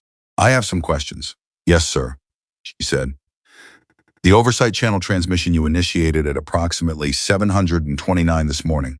You are aware that no active night glass operator has ever used that channel in the program's 9-year history. I am aware of that. Were you briefed on the channel's existence as part of your night glass training? Yes, sir. In a basement room at a facility in Virginia, by an instructor who told me before anything else that what happened in that room did not exist outside it. And you used it because you believed your conventional chain of command was compromised. I used it because my mission commander had remotely disabled my locator, locked me off the unit's encrypted channel, provided my coordinates to a hostile force, and driven away, she said. That seemed like a sufficient threshold. There was a pause that was not uncomfortable because she had let it be comfortable. Then the deputy director said it was a sufficient threshold. 12:34. The room felt different with his presence in it, and not just because of rank. It felt different because Riley was beginning to understand that the conversation she was in had moved past the immediate crisis and into the next phase, the phase where what had happened in the desert was no longer the primary subject, and what happened next was. The reforms I recommended in this debrief, she said, independent emergency reporting channels, split access controls for operator identity and mission location data, protected reporting for soldiers who flag suspicious orders. I want those on the record. They're on record, Dorman said. I want them implemented, Riley said. Not studied, not reviewed. Implemented. Because the reason I was put in that desert alone is that the program assumed the threat would always come from the outside. It has never systematically protected its operatives from the inside threat. And right now there are 4 other night glass operators in the field whose safety depends on an assumption that this case has just proven is wrong. The deputy director looked at her for a long moment. You understand that implementing those reforms requires a program review that will take time. The 4 operators being moved to secure locations right now don't have time for a program review, she said. They need the split access protocol today. Identity data and the mission location data need to be in separate hands immediately, not after a committee process. Everything else can take the time it takes. He looked at Dorman. Dorman looked at him. Something passed between them that was not a conversation, but contained several. The split access protocol, he said, can be implemented as an emergency operational directive. Today, thank you, she said. 12:51. The formal debrief session ended. Dorman continued processing the captured data and the transmission trace and the thread connecting Mercer to McLean to the 2 failed federal investigations and the death of Major David Wren. The work was going to take weeks, possibly months. The people responsible for it were going to need very careful management of their own internal communications, which was an irony so thick it was almost architectural. Riley was given a small room, a real meal, more water than she could reasonably drink, and a phone she could use to make 2 approved calls. She used the first to tell her emergency contact she was safe. She used the second to call her night glass program handler, a woman in Virginia she had spoken to 6 times in 2 years and whose voice carried, when she picked up, a quality of relief that told Riley the partial transmission had caused significant alarm at the program level. The device is dead, Riley told her. I know, her handler said. We tracked its last activity signature. We ran it hot for 47 seconds past threshold on that final transmission. The third stand-down order was 60% complete, Riley said. It was enough, her handler said. The law enforcement assets were already watching. I know, I found out this morning. She paused. The profile access. It was 22 months ago, not 16 days. A silence. Then we know. We found that in the data you transmitted. We're pulling the access logs now. There was an internal source, Riley said. Someone inside Night Glass who identified me as an accessible target and told Mercer's contact what to look for. That's the only way the access architecture makes sense. Her handler did not confirm it immediately. She waited 3 seconds, which in the economy of someone who chose their words with professional precision was a very long time. We're looking at that, she said finally. I need you to find them before they find the other 4, Riley said. We will, her handler said. And then, in a voice that was not part of her professional register, but something older and more direct, Riley, you did the right thing every step of it. Riley sat with that for a moment. Not the validation of it.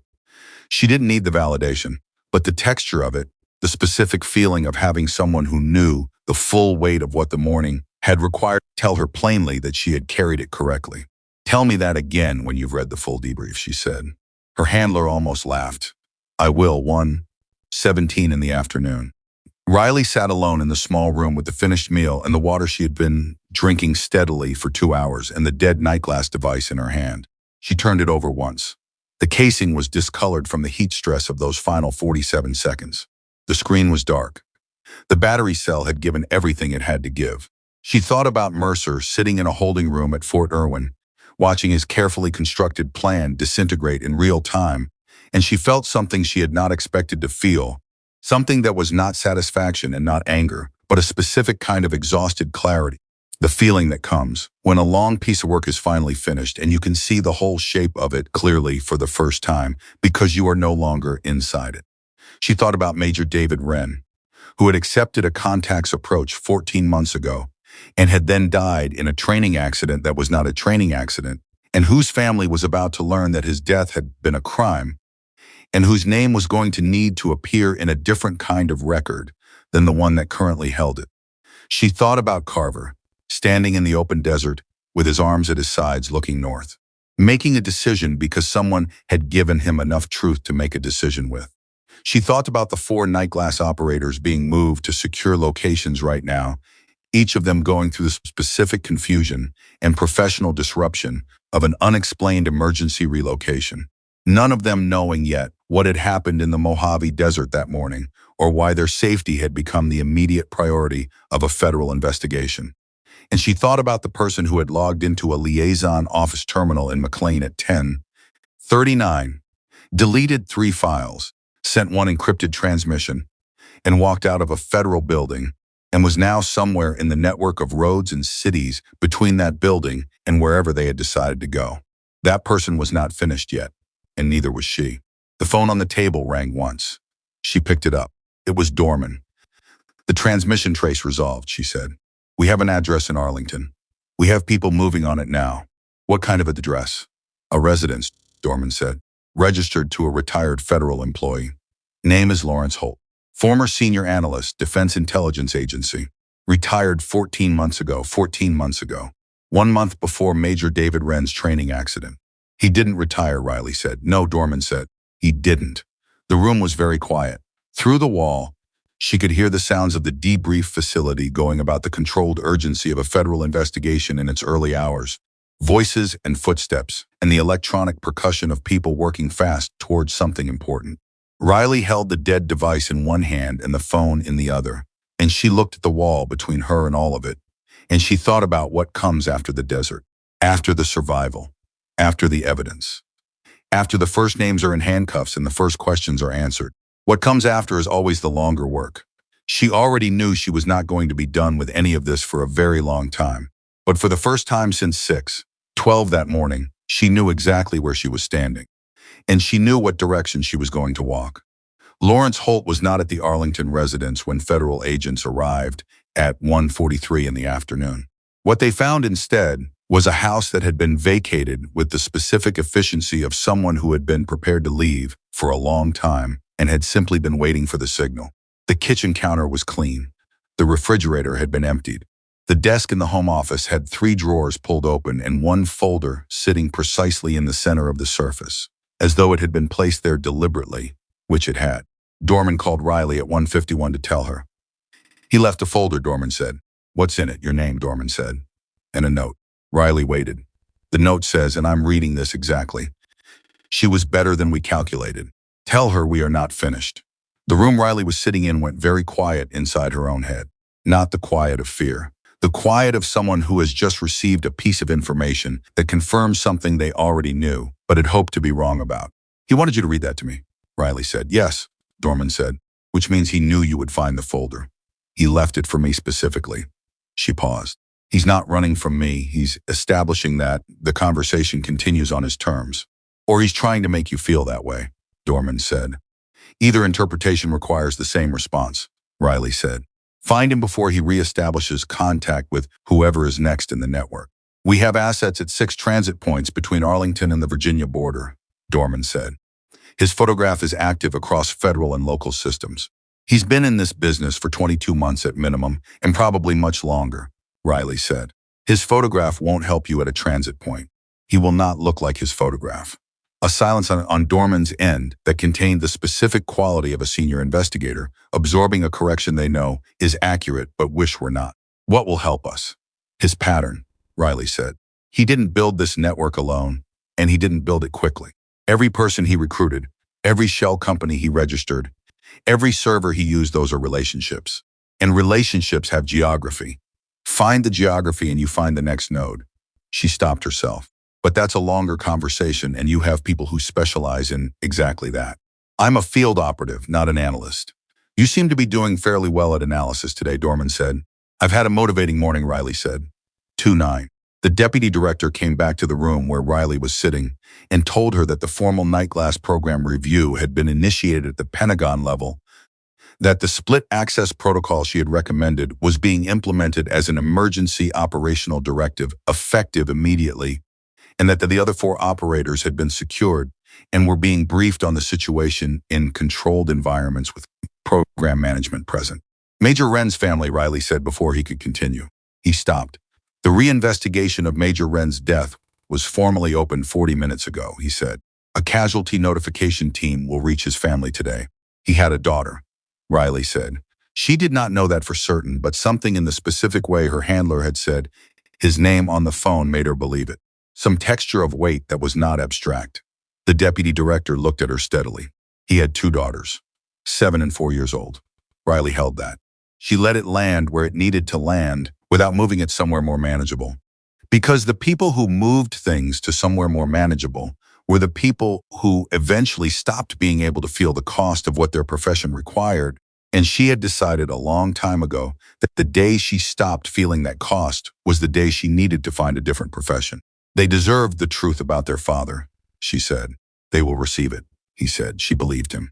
Not because she was naive about institutions and what they did with difficult truths, but because she had transmitted enough evidence to enough independent oversight channels that the truth about David Wren was now structurally embedded in too many records to be quietly managed away.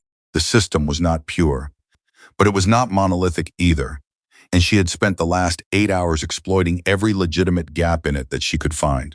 2:34.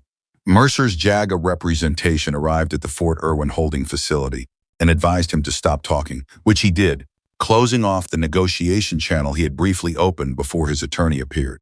The charges being prepared against him were read into the formal record: conspiracy to commit murder, conspiracy against the United States, unauthorized disclosure of classified information, attempted destruction of federal evidence, obstruction of justice, and conduct unbecoming an officer. 7 counts in the initial filing, with the investigation still active and the count likely to grow. Dorman relayed this to Riley at 2:41. He'll try to trade Holt for a reduction, Riley said. Probably, Dorman said. But what he knows about Holt's network is already less than what our trace is producing. His value as an informant decreases every hour we work the technical angle. Make sure his defense team knows that, Riley said. Not explicitly. But make sure the timeline of your technical progress is visible enough that his attorneys understand the window for a useful negotiation is not indefinite. Dorman was quiet for a moment. You think like a prosecutor. I think like someone who has watched guilty people walk because the evidence architecture wasn't built carefully enough, Riley said. I've been in enough debrief rooms on the other side of this to know which mistakes are avoidable. 3:7. Riley was given clearance to leave the debrief facility under escort to a secure Army medical facility in San Bernardino County, where she was to receive a full medical evaluation, rehydration treatment, and a mandatory psychological screening that was standard protocol for any night glass operator following a field incident classified at the level this one now was. She walked out of the debrief building into afternoon air that was hot and dry and smelled like the edge of the desert, which was still close. She stopped for a moment on the steps and stood in the sun and breathed, and the agent assigned to escort her waited without commenting, which she appreciated. The Mojave was still out there. 40 armed men had been in it this morning, and now they were not, and the communication stations in the southwest were running normally, and the stolen hardware was in federal custody, and Mercer was in a holding room, and somewhere between Arlington and wherever Lawrence Holt had decided to go, a retired federal analyst was moving through transit infrastructure that was actively looking for him. She had not fixed everything. She had fixed what she could reach from where she was standing, which was all anyone ever actually could do. She got in the vehicle. 3:51. The federal agents in Arlington found something Holt had not intended to leave: a secondary router in the home office, behind a wall panel that had been logging traffic independently of the primary communications system. The router had been drawing power from a separate circuit and had not been part of the shutdown Holt had performed before leaving. It contained 14 months of metadata, not content, but connection records, timestamps, and device identifiers for every communication the house's network had handled. Dorman called Riley in the vehicle on the way to San Bernardino to tell her. 14 months of metadata, Riley said. The month Wren died. Starting from the week after, Dorman said. Her voice carried the specific impression of someone who is working very hard to maintain professional register when what they are actually feeling is considerably more significant than professional. There are connection records to 11 external addresses. We have identifications on 4 of them so far. Who? Riley said. 3 are former federal employees. 1 is a current employee, Dorman said. That last one is why I'm calling you before I take this to the next level. Riley absorbed that. A current federal employee. Someone still inside the system.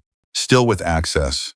Still with the ability to intercept, redirect, or contaminate an investigation if they learned they had been identified before the investigators were ready to move. The same containment logic applies, Riley said.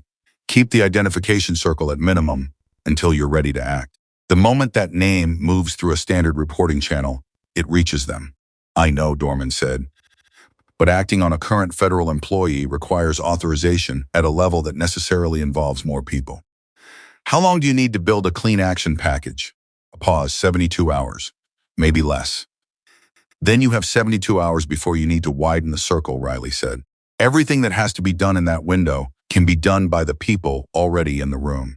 I'm going to need something from you, Dorman said. Your formal debrief documentation includes the liaison office node identification and the terminal access pattern. That documentation is currently classified at a level that routes it through a coordination channel that may pass through the current employee's access area. Riley understood immediately. You need me to formally request a reclassification and routing exception for that specific document. Yes, Dorman said. You have the operational standing to make that request as the originating source of the evidence. It gives us a legal basis to hold the document in a closed chain while we complete the action package. Send me the request form, Riley said. It arrived on the secure tablet the agent in the front seat passed back to her while the vehicle was still moving. She read it, signed it with her nightglass authentication credentials, and returned it to Dorman through the same channel. The document was rerouted within 11 minutes for 22, the medical facility. A doctor who had clearly been briefed on the general parameters of the day checked her blood pressure, ran a hydration panel, and told her she had come closer to heat exhaustion than she appeared to realize, which she accepted without argument because she probably had. The mandatory psychological screening was conducted by a military psychologist who asked her a series of structured questions in a neutral tone and then stopped the scripted portion of the protocol and looked at her directly. Off the record, the psychologist said. How are you actually doing? Riley looked at the man. He was in his late 50s, with the kind of face that had processed a significant number of difficult things over a significant number of years and had arrived at a kind of weathered steadiness that was not the same thing as being unaffected. I'm functioning, she said. I'll know how I'm doing in about 3 days when my nervous system finishes processing everything it stored this morning. He nodded. That's an honest answer. I've found they work better than the other kind, she said. Is there anything you want to talk through right now? Not for the record. Just because it's here to be talked through. Riley thought about it. Really thought about it. Not the reflex answer, but the actual inventory of what was sitting in her chest that had not yet been fully examined. David Wren, she said. I didn't know him. I don't know anything about him except his name and his rank, and that he had 2 daughters. And I keep thinking about the fact that he said yes to whoever approached him, and then he changed his mind and they killed him for it. And that sequence, the saying yes, and then the changing his mind, that tells me something about who he was that I think matters. But I don't know how to use it yet. The psychologist was quiet for a moment. You don't have to use it, he said. I know, she said. But I probably will anyway. He understood what she meant. She could see it in the slight shift of his expression, the recognition of a person's grief, not by sitting with it, but by converting it into something that moved forward. That's not a bad way to carry it, he said. It's the only way I know, she said. 5:14. Riley was in a recovery room with an IV line running rehydration fluid into her arm when her handler called again from Virginia. This time the professional register was gone entirely. We found the internal source, her handler said. Riley's hand tightened around the phone. A support analyst, not an operator. Someone with database access but not field deployment. He's been with the program for 6 years. He had access to all 5 active operator profiles, including yours. A pause. He accessed your profile 11 times in the 6 weeks before the mission. Mercer's 16-day query was the final confirmation. But the intelligence package that made you the target was built by someone who already had everything they needed from the inside. Is he in custody? Riley said. As of 40 minutes ago, yes, her handler said. He was at his workstation. He did not attempt to run. When they came to his office, he was sitting at his desk with his hands flat on the table.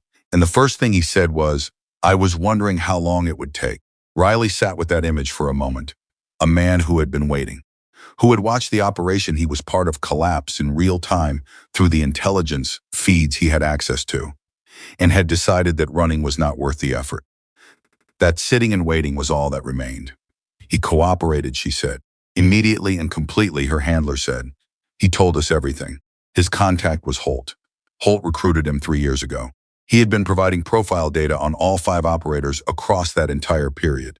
Small pieces at a time. Nothing that would trigger a single point alert. Just enough, over enough time, to build a targeting picture that nobody would have noticed unless they were looking for it specifically. 3 years. The program had been compromised for 3 years, and nobody had seen it because it had been done carefully. Incrementally, in the spaces between the things the monitoring systems were designed to catch. "The other 4 operators," Riley said, "are safe," her handler said immediately. "And now that we know the access vector, we can audit exactly what was shared and build a comprehensive picture of the exposure. It will take time, but we know what we're looking for now." "Because of the relay capture," Riley said. "Because of everything you did this morning," her handler said. "Riley, I need you to understand something. If you had not identified Mercer's behavioral signals before the extraction, if you had not chosen to stay instead of run, if you had not captured that relay data, if you had not used the oversight channel, any one of those decisions, removed from the sequence, changes the outcome completely. There are 4 people alive today whose safety depends on choices you made in a desert before 8 in the morning." Riley looked at the IV line in her arm. She looked at the ceiling. She let the full weight of what her handler had just said land exactly where it needed to land, which was not in the part of her that processed praise, but in the part of her that understood consequence. The part that kept a running account of what actions connected to what outcomes and what that meant, about the value of doing difficult things correctly, even when nobody was watching and the easier choice was available. "David Wren tried to do the right thing too," she said. "He just didn't have the right tools when he needed them." Her handler was quiet. "That's why the reforms matter," Riley said. "Not what I did today specifically. The reforms. The independent reporting channel. The split access protocol. Because Wren would have had options he didn't have if those systems existed 3 years ago. And the next person in his position needs to have those options. The reforms are being implemented," her handler said. "I know," Riley said. "I just need to say it out loud." "I know you do," her handler said. 6:39. Dorman called one more time before the evening was over. Lawrence Holt had been located at a bus terminal in Winchester, Virginia, using a secondary identification that the metadata from the hidden router had helped them identify. He was in federal custody. He had not resisted. He had not spoken a single word from the moment the agents identified themselves until the moment he was placed in a federal transport vehicle. And his silence had the specific quality not of someone protecting information, but of someone who had accepted a long time ago that this moment would eventually come and had simply been determining the terms on which he would meet it. "He left the folder deliberately," Riley said. "Yes," Dorman said. "He wanted you to know he had planned for this outcome. He planned for being caught. He planned for being caught eventually," Dorman said. "He told one of the agents after about an hour of silence that he considered you catching him so quickly to be an anomaly, that the system should have taken much longer to close the gap." Those were his words, an anomaly. Riley thought about that. She thought about what it meant to build something for 3 years, carefully and patiently, and in the spaces nobody was watching, and then have it come apart in a single morning because one person in a desert made a series of very specific decisions in a very specific order. She thought about whether Holt's assessment was accurate, whether she was genuinely an anomaly, or whether the system had simply been missing the pieces it needed to function. And those pieces now existed. And the next person who tried to build what Holt had built would find a different landscape than the one he had exploited. She decided both things were probably true, and that the distinction mattered less than the fact that the landscape was different now. "He's not wrong that it was close," she said. 4% of a transmission. 39 seconds past a shutdown warning. 3 minutes before a monitoring system went live. "But it wasn't close enough," Dorman said. "No," Riley said. "It wasn't." 7 weeks later, Riley stood before a joint oversight panel in a conference room in Washington with no windows and very good lighting, and a table full of people whose collective institutional weight was significant enough that a less grounded person might have felt the room pressing in on them. She did not feel it pressing in. She had been in the desert. She had perspective on pressure. She presented her 3 formal recommendations clearly and without apology. Independent emergency reporting channels for night glass operatives. Split access protocols separating operator identity from mission location data. Formal protection mechanisms for soldiers who reported suspicious orders from within their own command structure, with independent review required before any adverse action could be taken against a reporting soldier. One general on the panel asked whether the 3rd recommendation was not an invitation for disorder in the command structure for soldiers to challenge legitimate orders under the cover of a reporting protection. Riley looked at him directly. An unlawful order does not become honorable because it comes through an encrypted channel, she said. The protection I'm recommending is not protection for disobedience. It is protection for the 11 minutes between recognizing that something is wrong and having the institutional support to act on that recognition. Colonel Mercer disabled my locator and locked me off the encrypted channel in those 11 minutes. Major Wren had no channel at all. The protection exists for those 11 minutes. That's all. The general did not have a response that he was willing to say aloud. The recommendations were approved. 41 days after that, Riley stood at the front of a classroom at Fort Huachuca, Arizona, looking at 18 faces that were younger than she expected, even though she had known the ages going in, because there is a difference between knowing a number and seeing the faces that carry it. The first class of the unit she had proposed and been given permission to build. Electronic warfare, ethical decision-making, survival inside compromised command structures. She had titled the unit's first session simply, The 11 Minutes. She did not start with tactics. She did not start with equipment. She started with the morning she had watched the convoy disappear behind a ridge in the Mojave Desert and what she had done in the 90 seconds after the sound of the engines faded. She told them about clearing the frame, about taking inventory not of what you wished you had, but of what was actually in your hands, about the difference between the problem you were trying to solve and the problem you actually needed to solve, and how those 2 things were almost never the same thing. She told them about Carver, standing in the open desert with his arms at his sides, making a decision because he had been given enough truth to make it with. She told them about David Wren, and she used his name, because she had decided that his name deserved to be in the room.